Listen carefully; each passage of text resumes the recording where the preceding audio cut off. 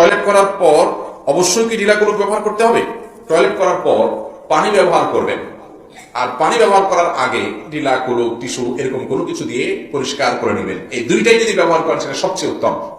কোরআন কারীমে আল্লাহ বলেছেন, ইন্নাল্লাহা ইউহিব্বুত তাওয়াবিন ওয়া ইউহিব্বুল মুতাতাহহিরিন। আল্লাহ তাআলা তওবাকারীদেরকে পছন্দ করেন, ভালোবাসেন, আর উত্তম রূপে পবিত্রতা অর্জনকারীদেরকে ভালোবাসেন। এই উত্তম রূপে পবিত্রতা অর্জনকারী কারা, এটা নিয়ে মুফাসসিরিনের কোরআন বহু মত আছে এবং প্রসিদ্ধ অনেকগুলো মত আছে। এর ভিতরে একটা মত হলো যে এই আয়াতে মূলত মসজিদে কুবা, যে মসজিদে নববীতে, মদিনাতে যে মসজিদে নববীর আগে যে মসজিদ নির্মাণ হয়েছে মসজিদে কুবা, এই কুবা এলাকার মানুষদের কথা বলা হয়েছে। নবী সাল্লাল্লাহু আলাইহি ওয়াসাল্লামের যুগে যারা ছিল তাদের মধ্যে একটা ভালো গুণ ছিল, কুবায় তারা বসবাস করতো, যে তারা মরুভূমিতে সাধারণত পানি পাওয়া টাফ ছিল, সেখানে তারা ঢিলাকুলুক ব্যবহার করতো, এরপর আবার পানি ব্যবহার করতো। এই জন্য তাদের প্রশংসা করে আল্লাহ তাআলা বলেছেন যে উত্তম রূপে পবিত্রতা অর্জনকারীদেরকে আল্লাহ তাআলা পছন্দ করেন এবং ভালোবাসেন।